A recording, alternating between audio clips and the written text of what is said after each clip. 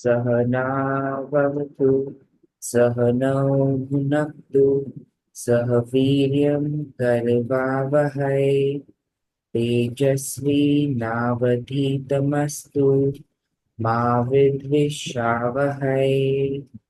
ॐ शान्ति शान्ति शान्तिः।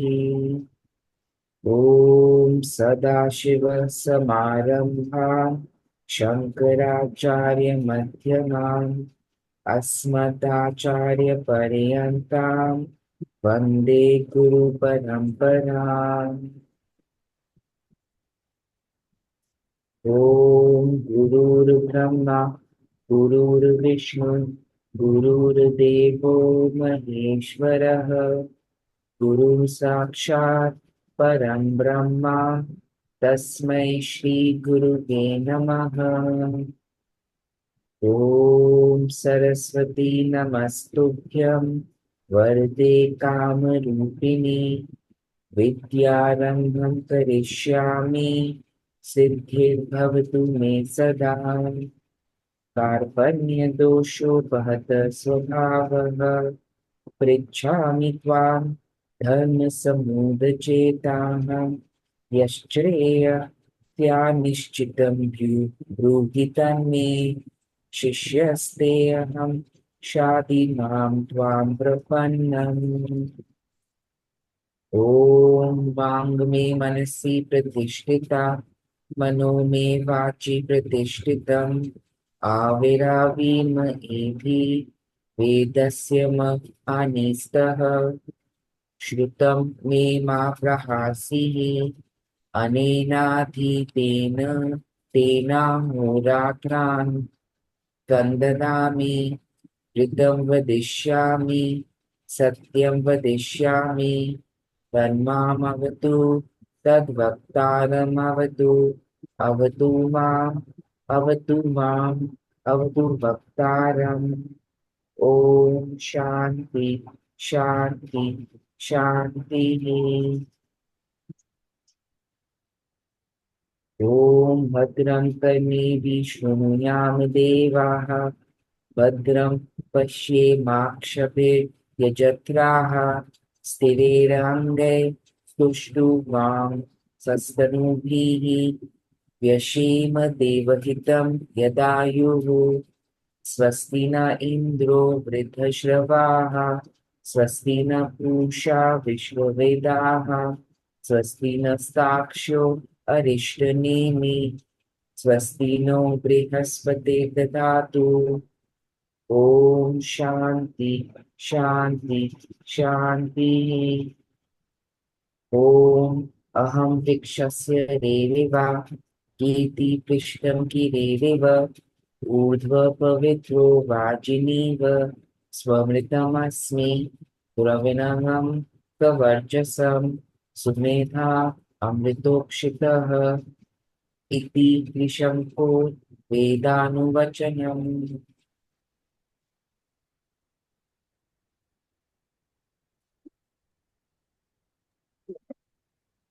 Vedanuvacanam, and then lastly, Shanti, Shanti, Shanti. Om Shanti Shanti Shanti. The Bhadram Pashim and the Om Vangme Manasi need a bit more practice there, especially the Om Vangme Manasi, the last few lines.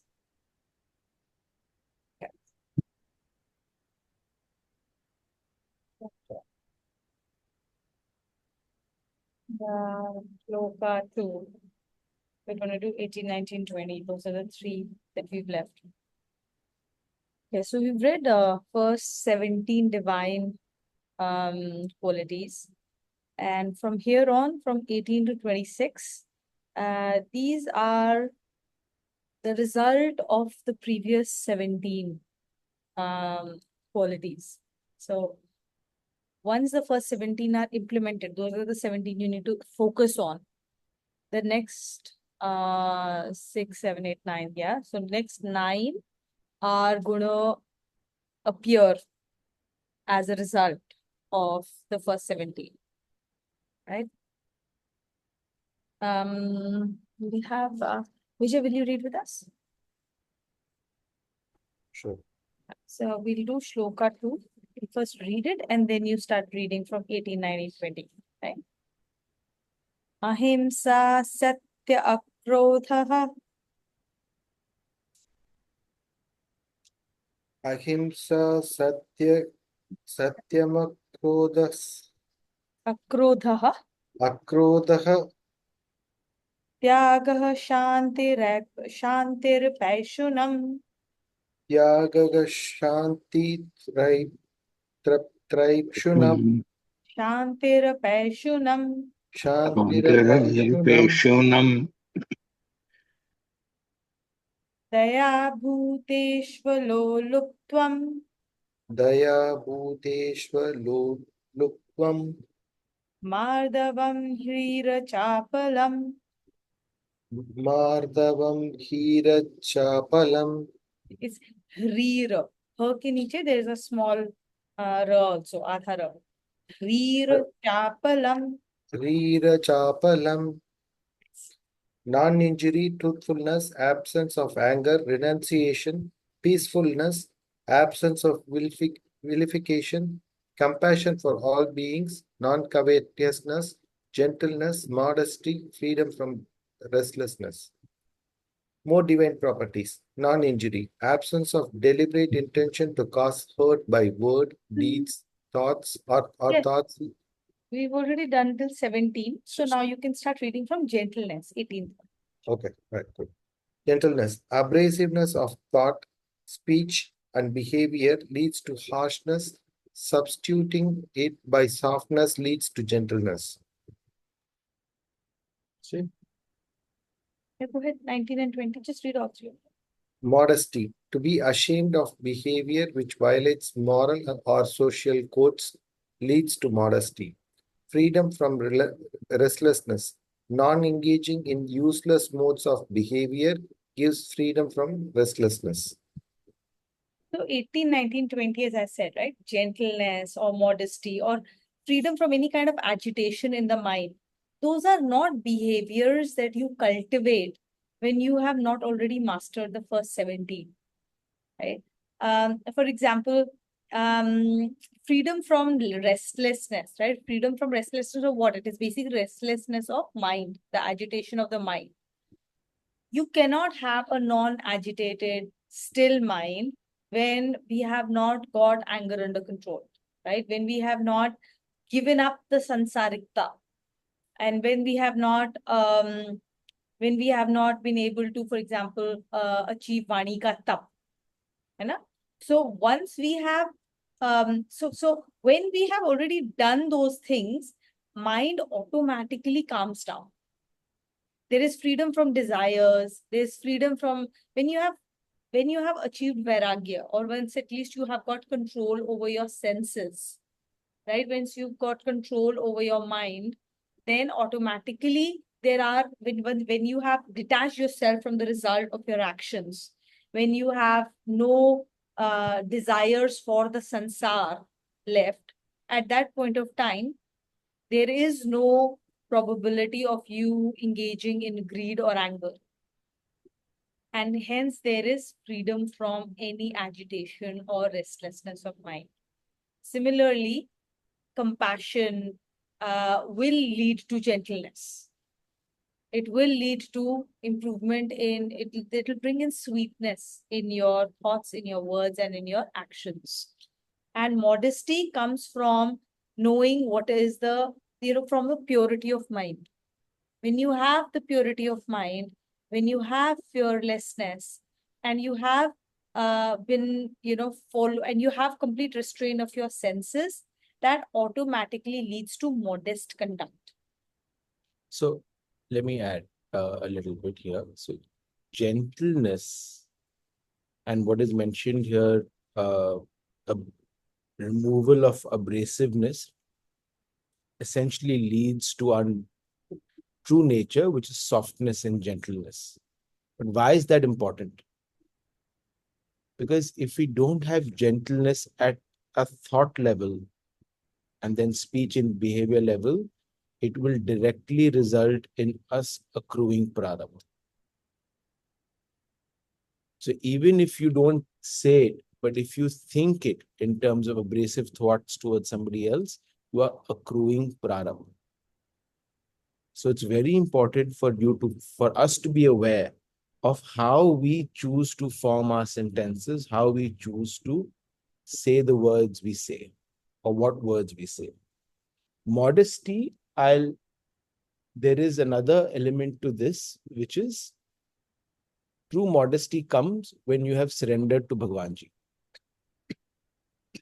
And modesty, if not present, it basically means you're listening to the ego. You're operating from your ego. Okay? Take a glass of water. Wait, so I'll get it.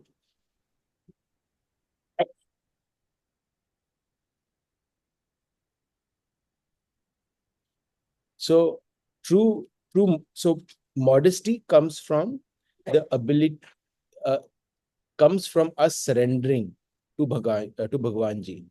And when we surrender to Bhagwanji, there is a space that gets created where we listen for answers inside. We have the ability to listen to our own conscious. That's where modesty comes from, because you start disassociating disassociating your ego and yourself as the doer and as the creator. If you keep looking at yourself as the doer and the creator, then you're no longer being modest. You're feeding the ego. Sanchita, everything okay? Okay. Okay. You look very worried, so I can't hear you. My laptop got changed. I'm trying to figure the settings. I was looking at the expression and I thought you really like disagreeing with what I was saying. So, um, uh, and when we start listening to our conscience, right? When we start operating from true modesty, it will lead to a hesitation before we do anything wrong. Because now we're no longer saying we control, we create, we're listening to that softer voice inside of us. That is modesty. That is true humility and modesty, which shapes our behavior, right? And freedom from restlessness, I think there are two. Again, this is for me linked to surrendership and fearlessness, right? Where you do not associate yourself with the outcome at all. But it also comes from uh, the habit we have, which is of fulfillment of desires, chasing desires. Restlessness comes because of chasing desires.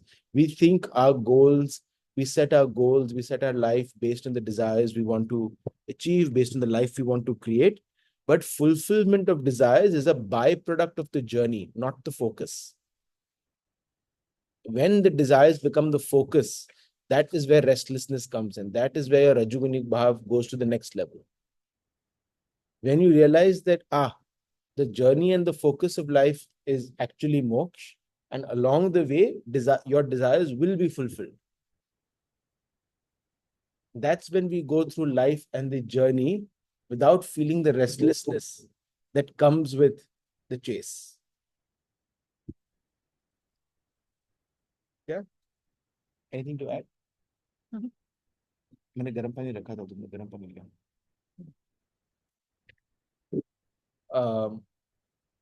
Okay. Kavita, would you like to read the connection? Connection. Enumerating some more divine properties, the Lord says. Teja Kshama Dhriti Shaucham Teja Shama Dhriti Shaucham Adroho Nati Manita Adroho Nati Manita Bhavanti Sampadam Daivim Bhavanti Sampadam Devim Abhijatasya Bharata Abhijatasya Bharata. grandeur, forgiveness, fortitude, cleanliness, absence of malice, absence of pride. These belong to the one born with the divine properties, O Bharata. The divine properties concluded grandeur. The aura of sublimity, which influences others and inculcates the righteous behavior in them, is indicating of grandeur. Forgiveness. Shall I continue reading? Or? Yeah. Forgiveness. Not to avenge an ill return, despite having the power to do so, and not even counting an ill return to be so, constitutes forgiveness. So Fortitude. I think forgiveness we've talked a lot about in the previous classes, right? So don't think we need to go into too much detail. But this is again a very good definition. Like the only way you will, if someone has done something wrong to you, right? Our initial reaction will always be to give back. If someone slaps you, you want to hit back and you justify it. Like that's kid nature's, you will see that nature in children, right? You hit them, they'll hit you back. You hit an animal, it'll bite you back. It's as simple as that, right? Not avenging that ill turn and still speaking with compassion and gentleness is the power of our divinity, is the power of us being humans, right? And then, like they say, you can remember, but you can forget, but you have to forgive. You don't count it. If you count that, ki tumne, you did this to me, all of those things, then again, abrasiveness of thought and speech comes in, which creates prarabdha. Also, forgiveness comes in when we have the power to forgive, right? Forgiving when, for example, not saying something to your boss when he is screaming at you and thinking that I've forgiven him is not the real thing, right? Um, real forgiveness is counted for when people who are more vulnerable than you, people who are dependent on you seek to forgive them for their mistakes.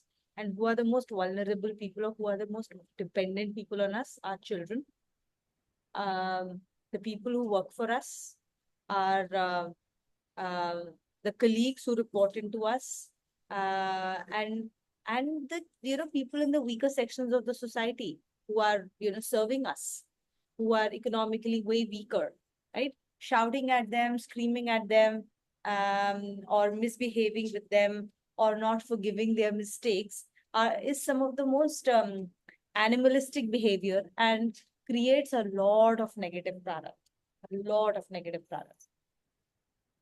That's something for us to always remember. For that stage. So Stage is the ability. Stage is the ability. Stage is something that comes through only practice of principles. Okay, it's an innate thing that comes out. When you yourself practice certain principles and then you talk to somebody, your ability to influence them becomes extremely high. And only a wise person can truly know that. So for example, when this is a well-known story, it's been told a lot of times. When Gandhiji, there was a lady who came to Gandhiji and asked him, requested him that please talk to my son. He eats a lot of sugar and I need you to tell him to not eat sugar. And Gandhiji told her, please come back after 1 month. And after 1 month, he came back with the child, and Gandhiji looked at the child, and then he told him, please don't eat sugar, right? Uh, and that lady was very surprised. She said, okay, if this was the only thing you had to say, then why did you just tell him like that? Like you could have told this to him a month ago. And Gandhiji said, a month ago, I myself ate sugar. So I could not have told him not to eat sugar. So unless I practice, then what is the effect I will have on anybody? Right? Now, what does that tell us? How does it relate to my me story? Right? As parents, we have zero impact on our children with what we speak. We lead by example. As leaders in society, as leaders in corporate world, and as leaders at home. The only thing which causes us to create any lasting effect is through our own actions. So we teach children, we teach at home through our own actions. अगर हम खुद कुछ नहीं कर रहे हैं तो उसका कोई इम्पैक्ट नहीं है. हम बच्चों को बोलेंगे एक चीज और करेंगे कुछ और. Kids can sense it from very early on. So if kids can sense it, then trust me, everybody else can also read, right? So now the same thing for Gita. हम दूसरे लोगों को बोलते हैं गीता क्लास ज्वाइन कर लो, Gita class join कर लो, अपने बच्चों को बोलेंगे, स्पाउसेस को बोलेंगे, सबको बोलेंगे, right? It will have no effect if we do not if we are not practicing Gita principles at home ourselves. People, if we practice it, and the only thing we need to do is to practice our principles, the people around us will see the change in us and will come and ask us, what is it that you do that is different? What is it that you do? And I want to do the same thing. That is the effect of Tej. You cannot develop Tej by focusing on Tej. Simple practice of principles will create that ability to influence others by themselves. And that is why saints saints saints have supremely high Tej because of their tapasya, right? The tapka there, the energy that comes from it. And that is why जब भी हम लोग पढ़ते हैं तो हम लोग बोलते हैं कि गुरु के चरण की रज, right? The mitti on the guru's charan is capable of cleansing our path. Why do we say that? Because it is the closeness to them. आप किसी संत के close आएंगे तो उनकी कृपा, उनके तेज से ही there are lots of like knots inside of us that they get opened up. Because their tapasya is that high. Just closeness to them itself has that effect on us. And that concept is Tej. Their Tej is what helps us. That is why closeness to saints, closeness to sages is very, very effective and is always sought in our scriptures. And that is also something you don't get like that. You get closeness to such sages and saints only through his kripa, only through his grace. You have to make yourself worthy of that grace through your own actions and thoughts and behaviors by showing that you have the intention to walk the path. One other thing to add on forgiveness, right? Every time we feel we've been wrong, or we ourselves have done something wrong, forgiveness is a great tool and opportunity for us to not collect prarabdha. Remember, every situation in life is a lesson or a blessing, right? So every time we do not forgive, we are basically accepting the consequence of that action and saying and creating more for it for ourselves. Which is why there are so many situations where people who don't deal with the situation with the right principles always say, oh, the same thing keeps happening in my life. Because people don't learn. One time, two times. They're not forgiving. They're not accepting. No, there are two different things here, what Abhinav was saying. Forgiveness does not mean that you don't learn, right? Forgiveness means you don't carry the burden of that incident or that event. So you've got to learn. If there is something that you need to learn, you have to learn. If there's something that others around you have to learn, they have to learn. You have to learn to ensure that you do not keep repeating the same thing in your life again and again. You learn, but then that learning means you have altered your way of being. You have altered a behavior pattern. You've learned this works, this does not work. And next time I will do this or I will not do this. That learning must be carried forward. But the burden of that incident is let go after taking the learning from it means you've taken the essence, choose liya, essence nikal liya. And then all that fiber is let go. गन्ने का आपने juice निकाल लिया and then you let go of the गन्ने का fiber.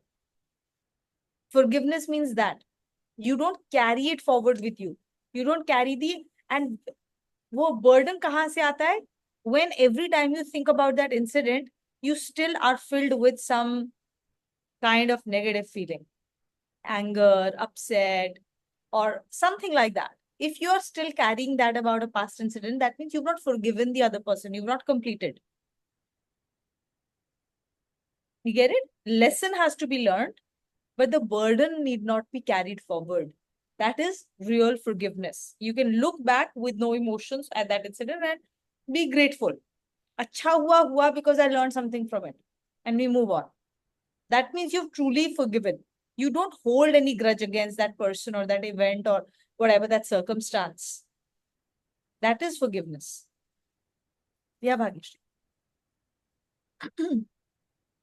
So let's say if someone has wronged me and I am forgiving them, but to set boundaries for myself, to not let someone do that to me.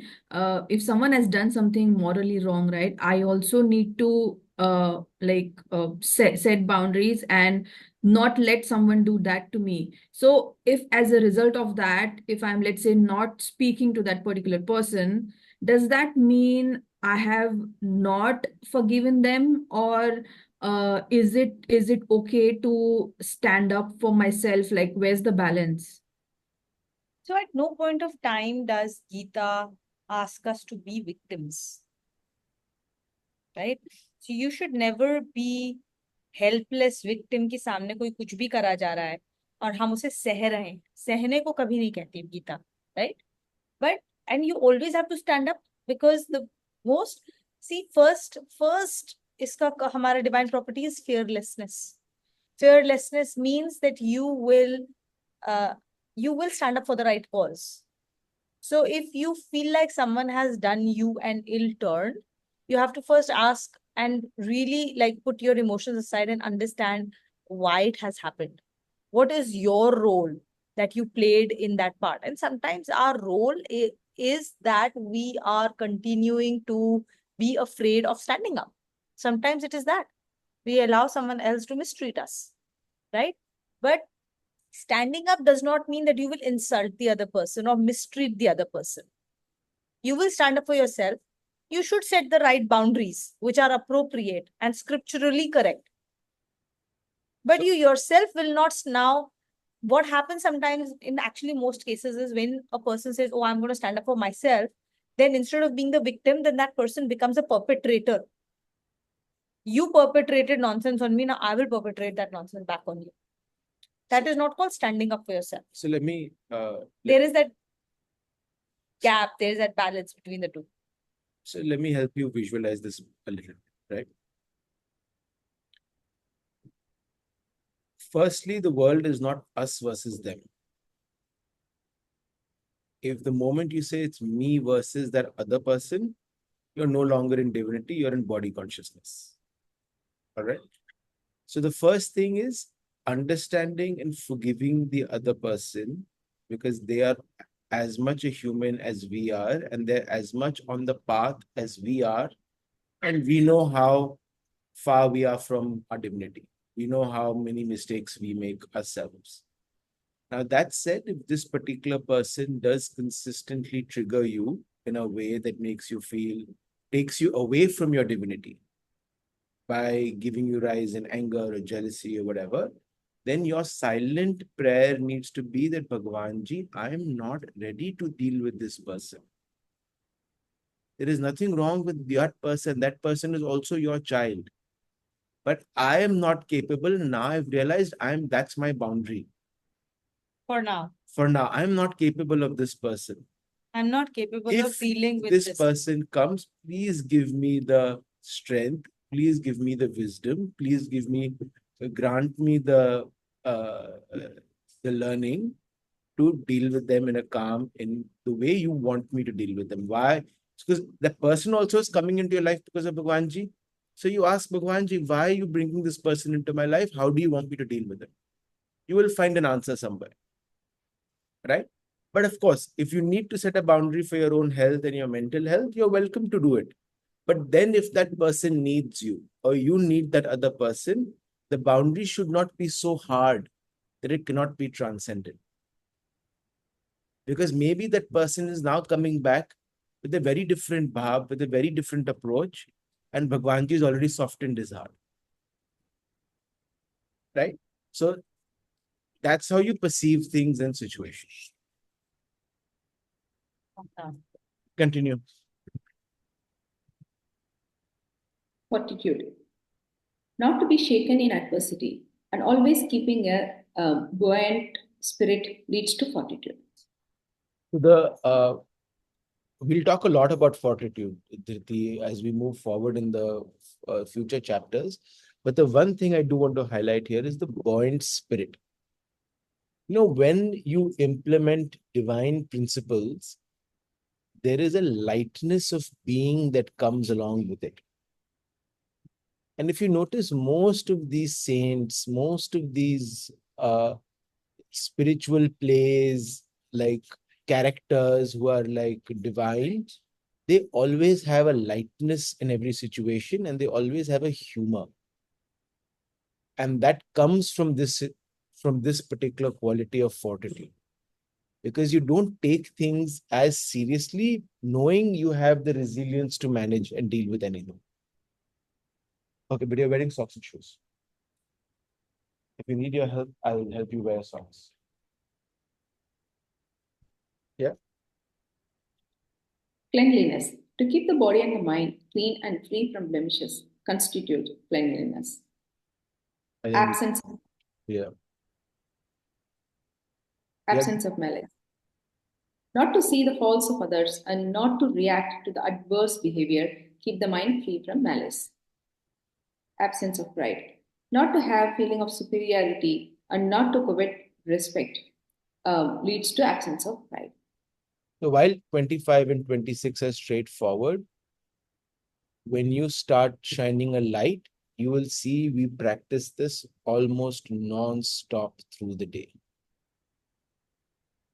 When something goes wrong or when something is going right in our minds, we're constantly looking for adulation, praise, acknowledgement, for effort, for result.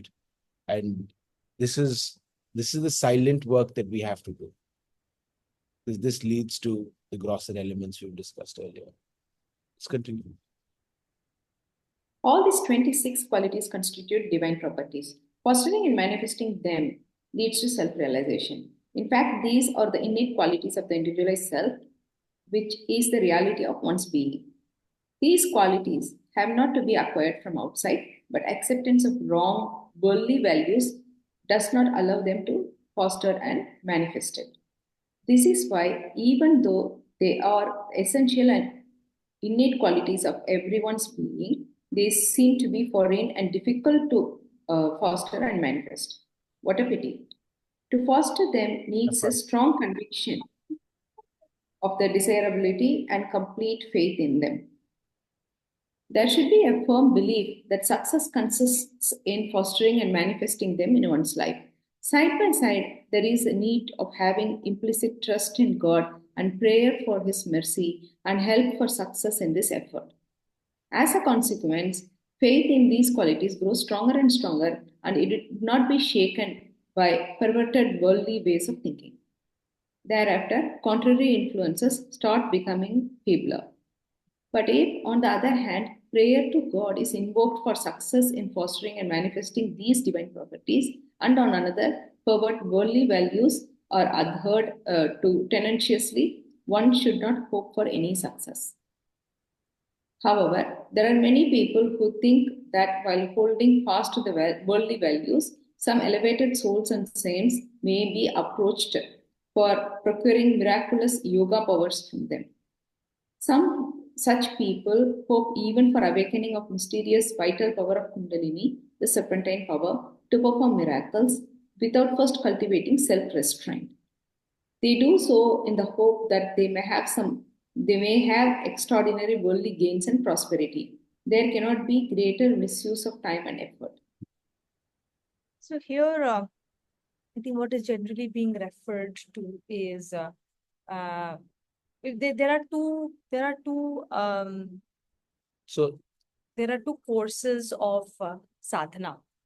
There is Vedic sadhana and there is Tantric sadhana. Vedic sadhana and Tantric sadhana. In Tantric sadhana, essentially, it is Deviki sadhana.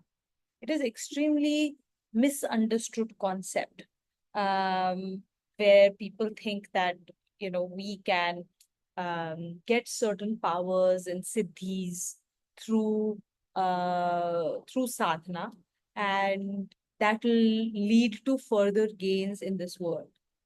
The problem with that is that each of these siddhis, riddhi and siddhis that are there, they have their own deluding potency, their own deluding power, and extremely elusive. So even if you do end up invoking any of those, um, you are going to because you've not developed the power to control those powers. You will not be able to control them in your life. You will not be able to employ those riddhis and siddhis appropriately. They will start ruling you. So that happens in, when you see that people, when they suddenly get power without having cultivated themselves, it goes to their head and it eventually destroys them. Name, fame, power, money. When it comes to souls who are not prepared to wield that power appropriately, it ends up destroying them in ways untold. And we all have seen examples of that in the world, right? So that is what is being referred to. And it's a complete waste of time because you do so much tap to invoke the riddhis and siddhis, right? Through your hard work, and you do so much stuff, but ultimately you get further and further away from your goal because you're going to go down the slippery slope of hell in that process. Yeah, that's why it's a complete waste of time and effort. So the other thing to highlight here is what is clearly being said is this is our factory default setting. If we were an instrument and you do factory reset, these are the qualities we are born with. This is the qualities that are part of our soul. And the only reason they don't shine through is because of our delusion and our association, identification with ego. And while, and so the whole journey for Gita, we always say, right? It's more about unlearning than learning something new. It's about dropping the baggage. It's about unlearning the way we look at things and the way we do things, right? For example, the roles that we play, we become so attached to the role that we are playing that we forget our real divine quality. We become that role, not realizing, oh, the role is just a hat. That I'm a whatever. I'm a father, I'm a mother, I'm a rich person, I'm a poor person, I'm from Bombay, I'm from this. These are all parts become our identity because that gets stuck onto our ego, and then that's how we start associating with the world. And that's what blocks our true divinity to come through. Because we spend so much of our life either protecting that identity of being a hardworking person or of being a smart person or intelligent person, etc. Or we spend so much of our life chasing the insecurities of the ego that I'm not good enough. So this whole journey is about dropping that. It's about unlearning these tools and build the true self-restraint so that you don't surrender to the ego, and then your divine properties will shine through. And the second part, which Duina mentioned, if you do not do this sadhana, if you do not practice this self-restraint of disassociating with the ego, then no matter what vibhuti you get, no matter what tantric powers you will get, eventually you'll become Ravan. You could be extremely gifted, but if you don't dissociate with the ego, you will become Ravan. Yeah. So talking about Ravan, we'll go to the next slide.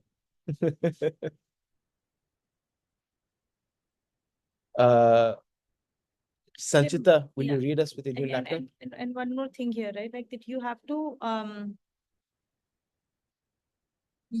to have a lot of these, a lot of our beliefs that we have taken on from this world are generally, they will get challenged when you actually try and implement these divine qualities.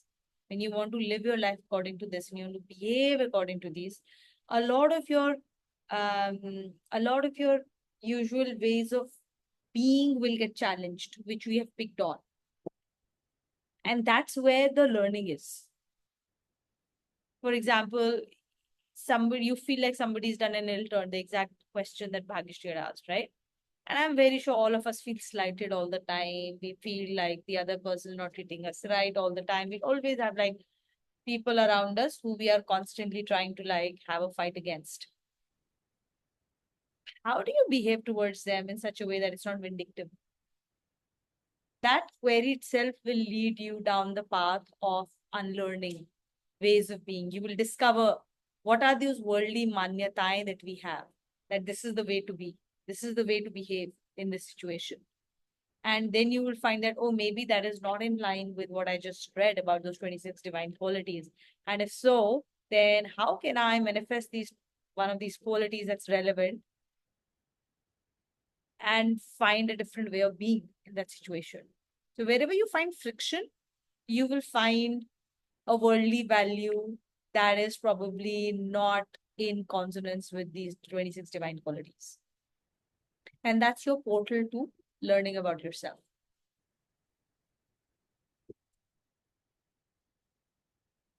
Okay. Sanchitaya. All these excellent qualities are described by the Lord to be divine properties.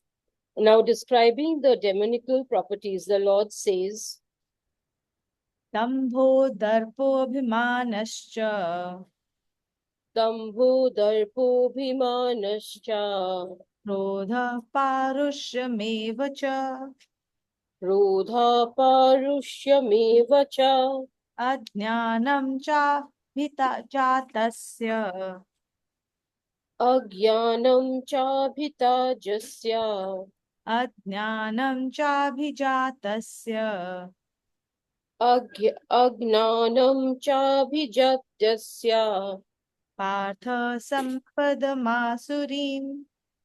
Partha sampadamasurim. O Partha, hypocrisy, arrogance, self-conceit, anger, and also harshness and ignorance belong to the one who inculcates demonical properties. The six main features of demonical properties: hypocrisy, trying to impress others with a show of good qualities, knowing fully their absence in personal life, amounts to hypocrisy. This is usually done to earn respect or some profit by misleading others. Trying to create a good image without fostering good qualities is simply hypocrisy.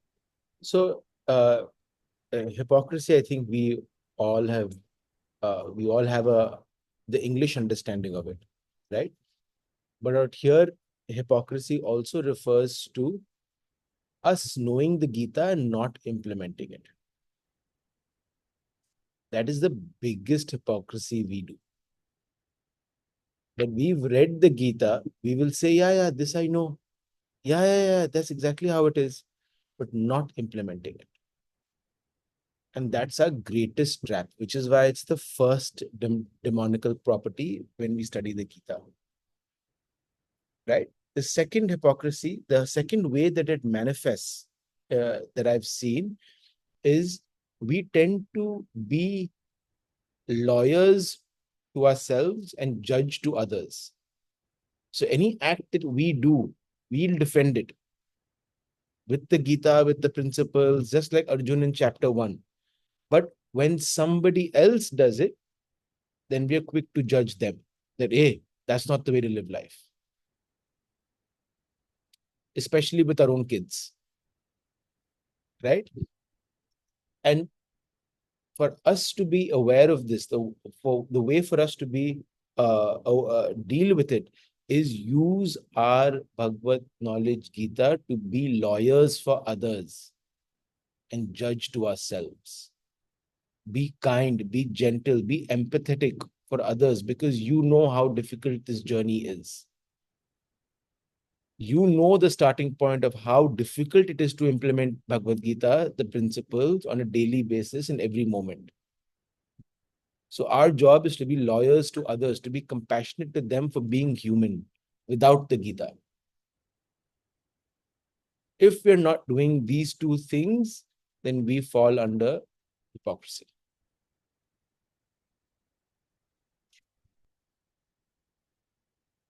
Yeah. Arrogance. Yeah, I have a question. Yeah, sorry. Yeah, just about this point, what's written here about hypocrisy. Earlier, they said that all these good qualities are innate in us and they're within us. And now they're saying that to show them, even though those qualities are not in you. So, is that a bit contradictory in the sense that, I think it's semantics, right? What they're saying is you've not worked hard to cultivate that quality, to bring it out. But when other people are around, you show it. But the moment your Absence guests, in- when your yeah. guests go, you go back to not being that person to your child, to your spouse, to your parents. You don't actually bring it. Absence in personal life is basically what you practice. What you practice, right? So one such hypocrisy would be to take what Abhinav was talking about. You are going to try and be very nice to your guests, and the moment they leave, then you're talking bad behind their back. Right? So you will put on a show of civility, but after they leave, you leave that civility behind. And then you gossip behind their back. It's hypocrisy. Okay? You pretend to be a good person, but you're not really behaving like a good person. Right? The difference between hypocrisy and the next one, arrogance, is that in case of arrogance, you have this much quality. उसको हम दिखाते इतना बड़ा करके है इतना सा पर हम दिखाएंगे हमें इतना बड़ा है. Okay? I have IQ of this much or an EQ of this much. I'll pretend like I have so much more. Right? I have this much money. I'll show off it to be like this much more. Right? That is arrogance. कि है थोड़ा सा पर उसको दिखाना बहुत बड़ा करके हम कितने स्मार्ट हैं, कितने अमेजिंग हैं, हम कितने दानवीर हैं, है ना? Hypocrisy is that there is complete absence only of that quality. And we are pretending, complete pretense of actually having it. Truthfulness, we are teaching our children truthfulness कि झूठ नहीं बोलना चाहिए, झूठ नहीं बोलना चाहिए, और खुद लेफ्ट राइट सेंटर हर जगह झूठ बोलते हैं in the name of कि White lie. ये तो चलता ही है, ये तो चलेगा. He'll never find out. इस situation में it is good to say झूठ only. Right? Yeah. Arrogance. Having a false sense of being learned, affluent, or high-born, and attempting to overawe others is ignorance. Arrogance. Not ignorance, arrogance. Oh, others is arrogance. Yeah, sorry. And attempting to overawe others is arrogance. I think Self. Duvina just touched upon it, right? Add more? And here, in both cases, all we are really interested is in creating an image. And that image is far from the reality. So we are no longer living a real life, right? We are living an imaginary life. We are creating an imaginary bubble. And now everybody around us is now required. We expect everyone to uphold that bubble for us. And anybody who refuses to uphold that bubble around us and uphold that image of ourselves that we are trying to create and cultivate here, that person becomes our enemy. We get irritated with them, we get upset with them, and people around us then start to walk on eggshells. क्या बोल देंगे कुछ कि सामने वाला गुस्सा हो जाएगा. You have to think, people have to think 20 times before talking to us. क्या बोले क्या नहीं बोले आसपास इनके. Self-conceit. Being really possessed of learning, riches, good standing, and good qualities, and using them to influence or overawe others amounts to self-conceit. So self-conceit, now how is that different from hypocrisy and arrogance, right? Self-conceit means you have the qualities that you're talking about in the proportion that you think that you have, but then being really proud of it, right? You're not able to look beyond yourself. मैं तो अपनी favorite हूँ types, right? So that is the difference. In one case, you have, so in self-conceit, you have the qualities, you possess the qualities. You are like by far the most hardworking person. You are a person who can actually run that marathon. You're not just saying it to pretend. Okay, so let's take the example of marathon. There is person A who can actually run the full marathon. Okay, and he's really proud of it, and he'll rub it into everybody who meets him. Okay, that is self-conceited person. Then there's a person who can only run half marathon, but pretends like he can run full marathon. Okay, he will use his words to pretend in different ways. That person is arrogance. Okay, I can do, and that person, he thinks he can do full marathon. He's never even tried it. And if he tries it, he will fail miserably. But he'll pretend to people on the basis of what he's done as if like he's way bigger. Like I can do an Ironman just because I've done half a marathon. And he'll treat people like that. Then the third person is who can't even run 2 kilometers, but he's trying to pretend he can run a full marathon. That is hypocrisy. So that's the difference between the three levels. But they are all levels of jhoot of some kind. They are all levels of creating self-imagery and getting others to treat you in that fashion. It's all about creating that wrapper. There is a candy inside and then there is a wrapper. We are all only concerned about that wrapper, not about the candy. The candy is that jivatma. And then we put those wrappers around it. So hypocrisy, arrogance, self-conceit, everything is concerned about the wrapper. That's the difference between being and doing.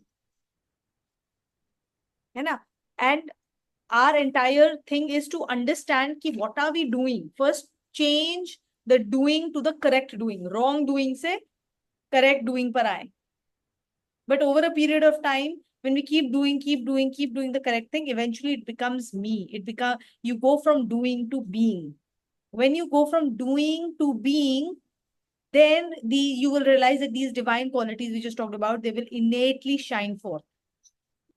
You become them. You don't have to do them anymore. Yeah.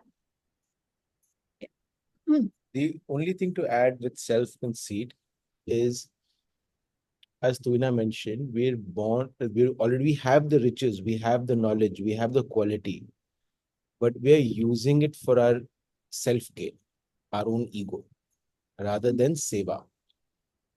So when we do that, the prarabdha we accrue would be insane.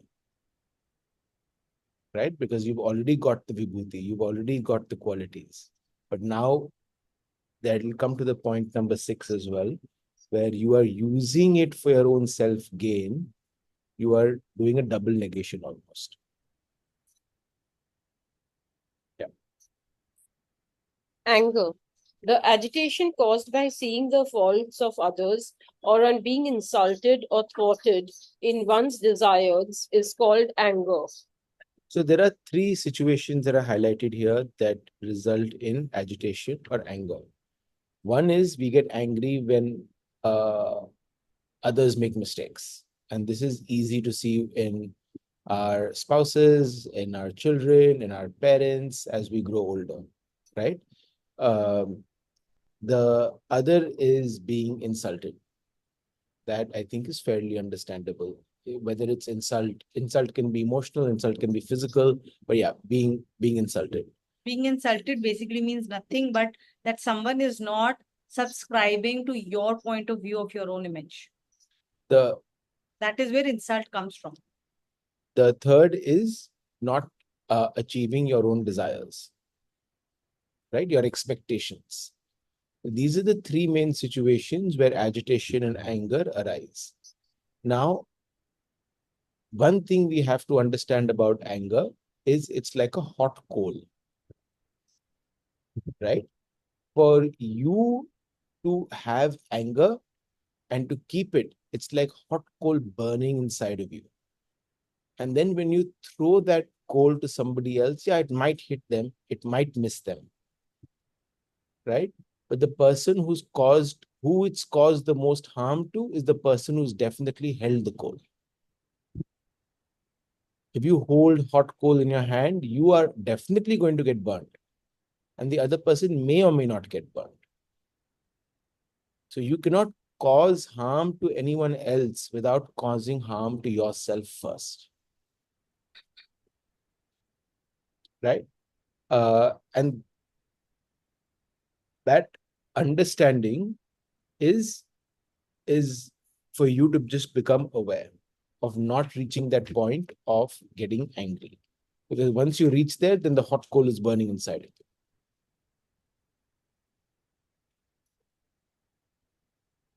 Yeah, you can continue. Yeah. Harshness, absence of politeness and having an abrasive speech, temperament, or behavior amounts to harshness. Ignorance, it consists of a failure to distinguish between righteousness and unrighteousness, truth and falsehood, duty and useless activity. Not only this, to a totally ignorant person, righteousness appears to be wrong, truth appears to be not of much use, duty appears to be a useless activity, and vice versa. Also, transient life appears to be permanent, the impurities of the world highly desirable, and momentary appearances eternal. Consequently, the self, which is one's real being, is forgotten, and all attention is given to the well being of the physical form. Yeah. So I think that last line is very crucial, right? In ignorance, we are very uh, highly steeped in body consciousness. And we identify deeply with the body. So when we do, we listen to everything the body and the mind wants, the senses and the mind. And we justify that. When we do that, we're operating from ignorance. That's the crux of it. In an earlier shloka, we had read ki a person who is walking the path and the person who is sansaric, right? The difference between their points of view is as stark as night and day. What appears to be day to a sansaric person is night to a person who's walking the spiritual path, and vice versa. And that's what's being told here, right? Ignorance. There's complete complete, not just like not understanding, but completely your views are going to be very different. Right? And where does that come from? It comes from that buddhi. कि वो संजय बुद्धि है, which is turned towards God, or is it Gandhari buddhi, which is turned towards it's a blind buddhi, which is turned towards the mind. जो mind बोल रहा है, हम वो करेंगे. Right? And that kind of an intellect, what does it do? It justifies everything. It justifies all our behavior, and it justifies everything that the mind wants. It continuously justifies likes and dislikes. That's what this weakened buddhi, this weakened intellect is used for. So the mind and the senses have a free rein, and the intellect, which is highly weakened intellect, is used to justify everything we want to do. All the FOMO that we experience in our lives, all that conversation around YOLO, you live only once, so hence everything goes. These are all examples of high level of ignorance with which we justify doing anything and everything in our lives, right? You should try everything once, it doesn't matter. Like all of these conversations are done to, and the most interesting thing is a person who is walking the path of spirituality, when there are people around you who will try and tell you that what you will hear a lot of these things, right? Why are you being so stuck up in life? Yeah, like just chill out, right? Just chill out, just like relax. You're taking things too seriously. Like you can have another drink. It's okay. One for the road. All of these things are very, very like, things we've heard like hundreds of times, and more often than not, we've fallen for them, right? So Aparna Didi ke sath, I remember once having a conversation about this topic. And she said, ki, when someone else is trying to say that to you and is trying to convince you to let go of your tapasya and do something that you are like, I don't want to do this, right? These people are trying to eat from your tapasya, right? Because they are trying to justify what they are doing.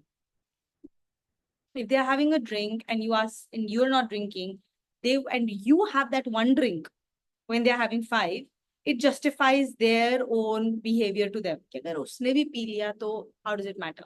I'm fine. It is making them feel uncomfortable about their behavior, and so they want you to have that.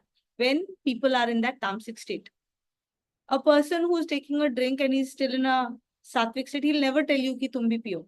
कहेगा ठीक है यार, नहीं पीना मत पियो. I'm enjoying myself. Like you be yourself, I be myself.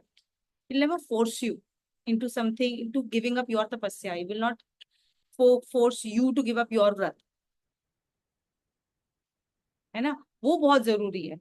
And such people in early stages of your sadhana, you must stay away from. Because तपस्या हमारी इतनी स्ट्रांग ही नहीं है, तेज तो है ही नहीं कि हम उनको चेंज कर दें. इतना तेज है ही नहीं हम में कि हम उनको चेंज कर दें, वो ही हमें चेंज कर देंगे. तो आपको you have to, it is your duty to protect yourself by not putting yourself in front of temptations. If you know that your willpower is not very strong at this stage, and if that gulab jamun will come in front of you, you will eat it, then it is your duty to make sure that you don't put yourself in a situation where gulab jamun will come in front of you. Stay away from it. Until at a later stage, I don't care, I'm sitting in a sea of gulab jamuns and I will not eat it. That will come at a certain stage of your tapasya. Then it doesn't matter. At that stage, you will have so much of tej inside of you that others around you will feel ashamed of eating a gulab jamun in front of you. They will walk away. They want to have a gulab jamun, they will not have it in front of you. They'll walk away because they will have so much respect for your own tapasya. But that will come from what? That will come from your own tej of having done your own practice and your own tapasya. So there is nothing right or wrong to find about other people or other things around you or situations. Protect yourself and your sadhana. That's your first duty. In our class, we constantly reminded सावधानी ही साधना है. सबसे बड़ी साधना is being careful about what you consume, what company you keep, what you speak, what you read, what you eat. सावधानी ही साधना है. We are our own best friends and we are our own worst enemies. We don't need to look out for someone else.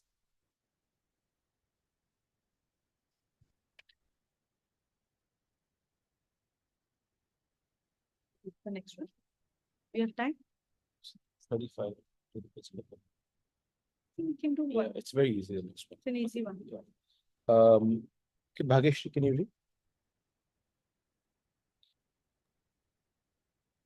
As to which of the two properties should be fostered, the Lord says, दैवी संपत्ति मोक्षाय Devi sampadvimokshaya निबंधायासुरी निबंधाय आसुरीमता Nibandhaya surimata मा शुचः संपदं दैवीम् ma shuchas sampadam devim अभिजातो असि Pandav abhijatosi pandava. The divine properties lead to liberation and the demonical properties to bondage, O Pandav. Grieve not, for you are born with divine properties. Liberation by divine properties and bondage by demonical properties. The Lord says that the fostering and manifestation of divine properties leads to liberation from the cycle of births and deaths. On the contrary, submission to demonical properties leads to unending bondage to that cycle. The natural tendency of a being is to accept and foster the divine properties, and this does not need any great input of effort. This is why the Lord asked Arjuna to grieve not, for the individualized self is potentially and by nature divine. Adherence to divine properties without any impediments in their manifestation then help in yoga discipline, leading to the attainment of self-realization easily. To accept them, there is no need of any financial outlay or favorable circumstances of life. The demonical properties, however, are not the innate nature of a human being. Due to wrong worldly beliefs, they are mistakenly inculcated, and the natural inclination towards divine properties is suppressed. Little is it realized that by doing so, one renders oneself bound to the endless cycle of births and deaths. So the denominal properties, I think one element to highlight is the reason out here it's mentioned they're not our innate nature. But I think most of us would reflect and realize that, yeah, it comes very naturally to us. Whether it's arrogance, whether it's anger, whether it's irritation, all of these come very naturally to us. We don't really put extra effort to do it. The the subtle thing to understand here is it is not part of our nature, as in not part of our the real self, the capital S self, the soul. All of this stems from ego. All of this stems from our identification of with ego. That is why they're saying that it is not part of our innate nature. It's not part of our soul. It comes from our identification with ego, which tells us what is good for us, not good for us, pleasure, pain, rag, dvesh, all of that sits in ego. I think an easy way to understand this is if you look at sewage water, sewer water, it looks brackish, blackish, it smells really bad. But if I tell you that the innate nature of water is that it is colorless and it is odorless and it is pure, you would look at the sewer water and say, but this smells. And the color is definitely not like, it's not colorless. It's got a lot of colors. And then you realize that it's only because of the contamination that has come from outside. These are external impurities that have got mixed into water, and those impurities lend it that smell and color.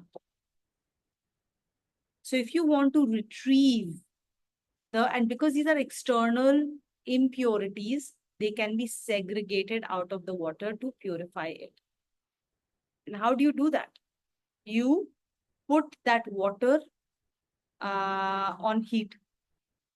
You boil that water, the impurities will get left behind, and pure water in its innate form is going to get steamed up, and it is going to then you can distill it out. That's how you purify water. Exactly what we are trying to do as well. Our Atma, the way to go back to our Atma, the way to go back to our innate self, the way to foster and the way to manifest our divine qualities is through tapasya. As we've talked about a lot of times, sadhana and tapasya, they will always they always generate heat, they generate energy. And that heat and that energy is what will boil that water out and will distill the pure water out, and it will take the impurities away. Tapasya, sadhana is the way to cleanse out, to take out the impurities that lend the color, the smell, and everything else to that pure water. That's the way to understand it. It's very easy to visualize it with that example. Okay. With that, we'll stop here. We'll take some takeaways.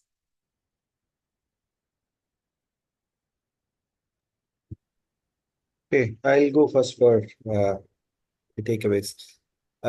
So I happened to read a small story today, like how Socrates dealt the forgiveness. So somebody abused him badly in front of his disciples and then slapped in the face and stuff, right? Like, and he was not reacting anything at all. So then once the abuser left, his disciples asked why why this? What were you doing? Why you didn't drag him to the court or have him penalized for his actions or not even uttered a word? Is it like if the donkey is kicking unknowingly, what I should be doing? Should I be dragging or should I be uh, not reacting to that and moving it on? So the way probably we'll have to um, forgive others. It is kind of like easier how to think, right? Like how to um, forgive others is one part of it. Second one is like a self forgiveness that is really important that we have spoken about, right? Like uh, we would start overthinking. I could have done this better. I could have done this better. This way, say mainly say if at all there is a family health related items and stuff, whether it is a right decision or are we going through overall a lot. So those kind of things probably we will have to do some amount of self forgiveness also, right? Like so otherwise, like we will go through this endless loop of prarabdha, as Abhinav mentioned. Thank you. Thank you for sharing.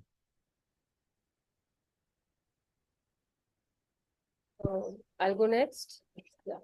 So I think, what stood out today when you said that, use our Bhagavad knowledge to, to be lawyers to others and, judge for ourselves. I think more often than not, you end up being judgmental about others' actions. And, it's always right for us to behave in a certain manner. But when someone else is doing, we're the first one to go and say, this shouldn't be done this way. So I think that's a very conscious effort, that I think I'll put where I don't end up judging others always. So yeah, so that's my takeaway this week.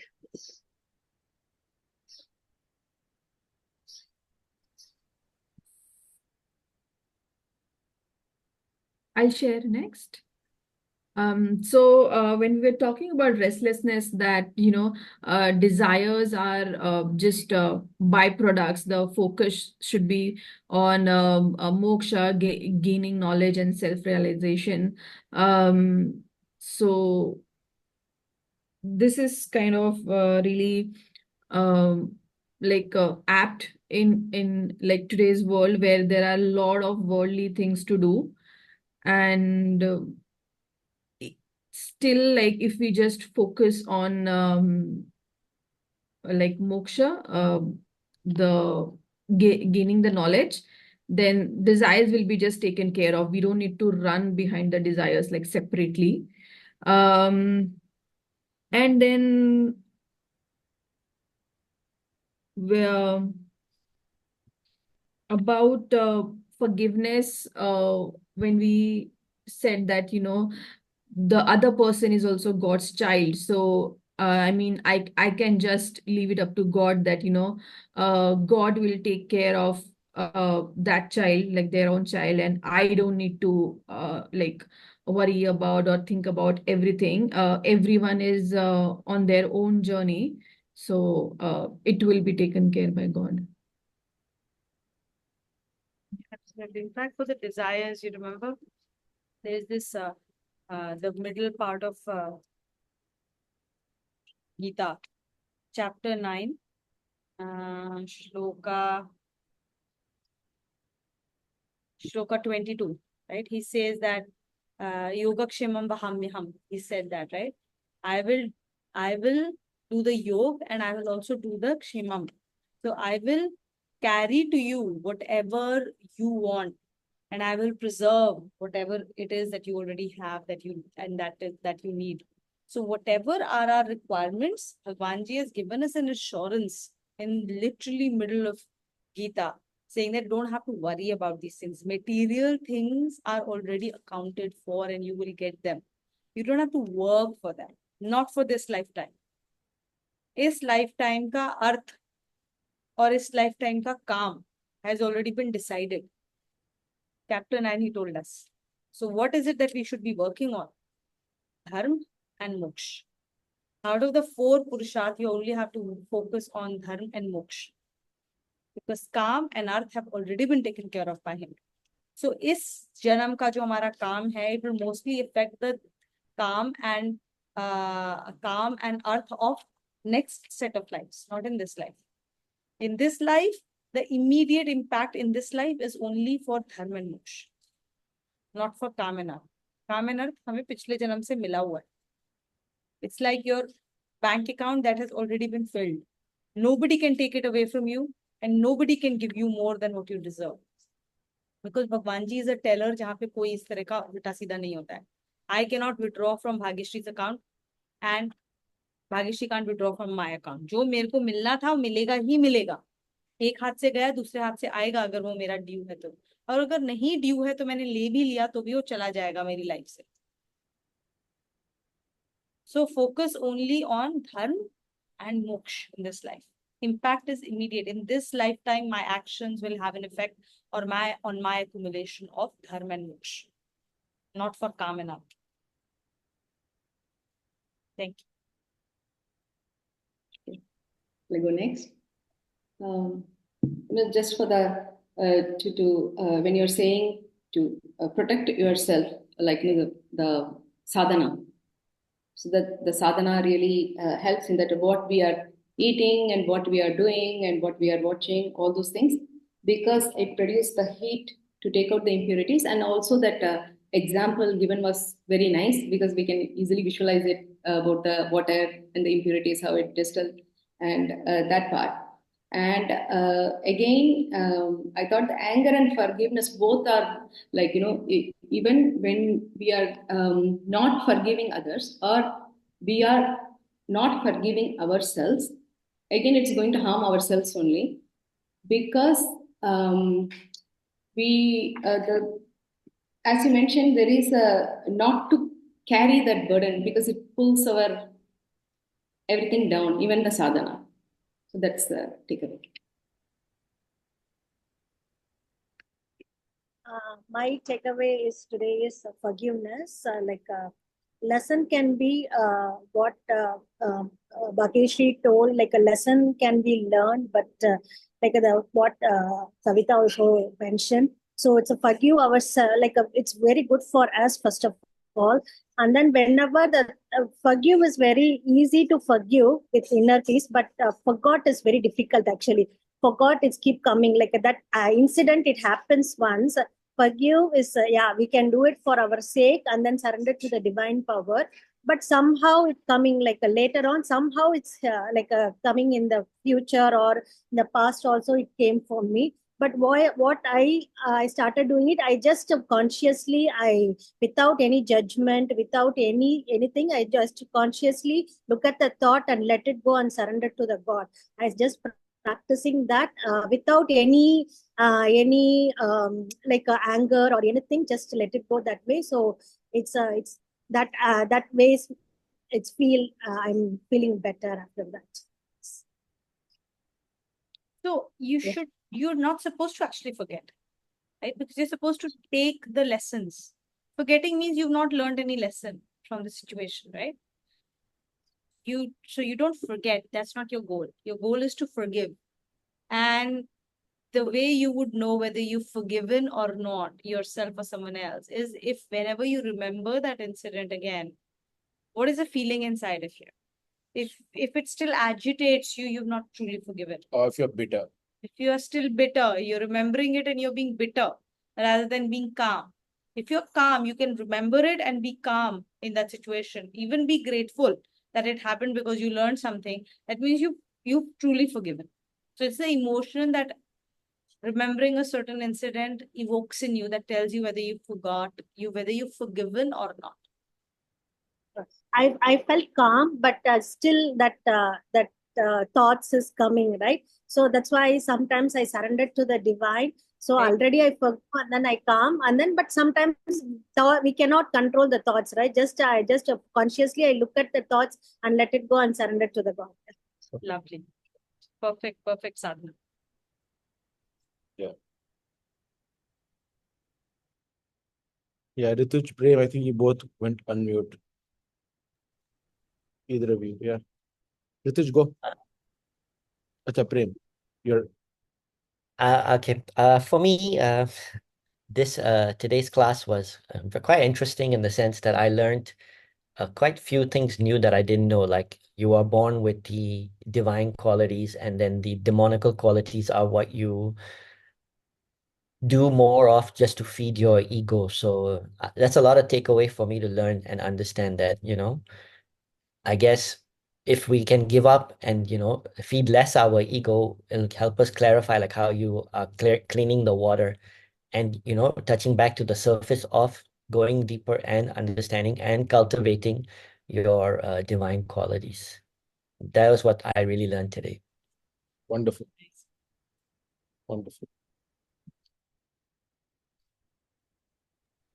A lot of learnings have already been shared, which were mine, but the two besides that, which I written, which I could connect with, was the whole candy and wrapper analogy about being and doing, and the fact that we're human beings and not human doings. So the thing you keep doing it, and so that it becomes inculcated in my being. So that's something that I want to be mindful of, and also the concept of insults and how it's a very common emotion, and how I need to want to remember is that what is happening is their views not subscribing to my idea of what is my self image, and so I want to be mindful of it whenever I feel that it's just not, we see it differently and it's a perception, and it's something that I need to look into, that maybe they're seeing something that I'm not seeing in myself.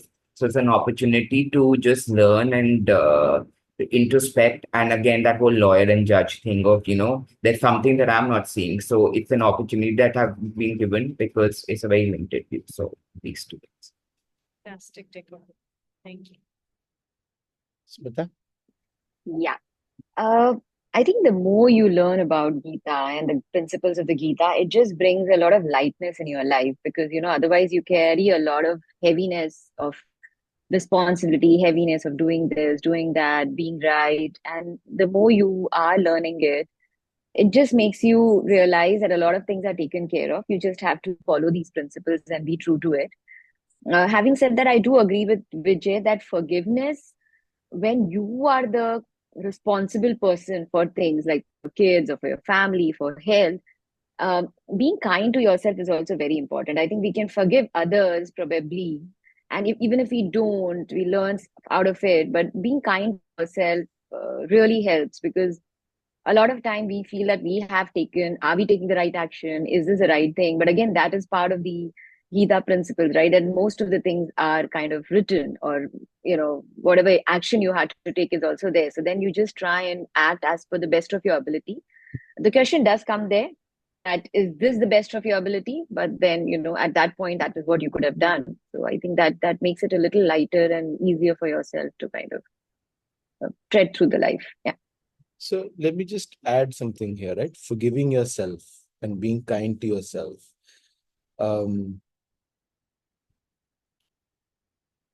The consequence of not forgiving yourself is that you act from fear. You start projecting your own fears onto somebody else. All right. And the second thing, being kind to yourself, it's not about telling yourself, oh, it's okay to make mistakes or it's okay to like mess up. You have to hold yourself accountable. But by forgiving yourself means you are basically surrendering to Bhagwan rather than ego. It's a very subtle thing, but you can start forgiving yourself, but associating yourself as ego and superior, and that should not happen. Forgiveness is asked from Bhagwanji, and that self-forgiveness exists in that conversation, not in the conversation between ego and words. It's with Bhagwanji and words. Bhagwanji, wo mera ego aa gaya tha, please forgive me. I want to move on. I will do what is right in the next situation. Okay. Okay, cool. Rituj, if you can do closing shlokas.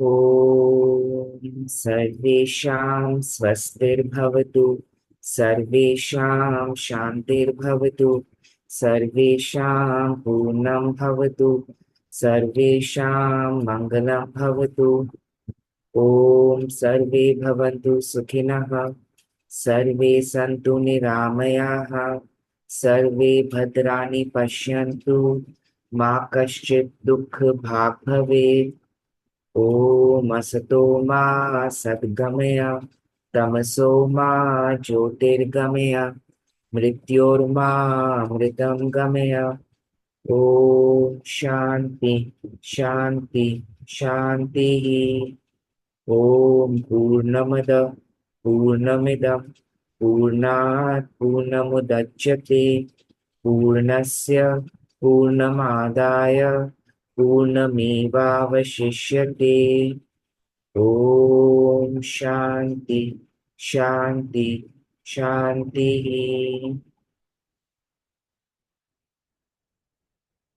Om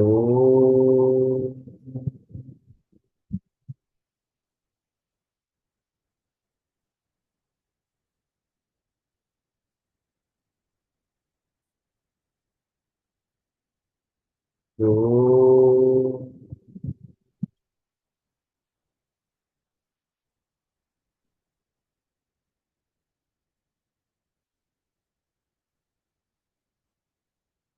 Om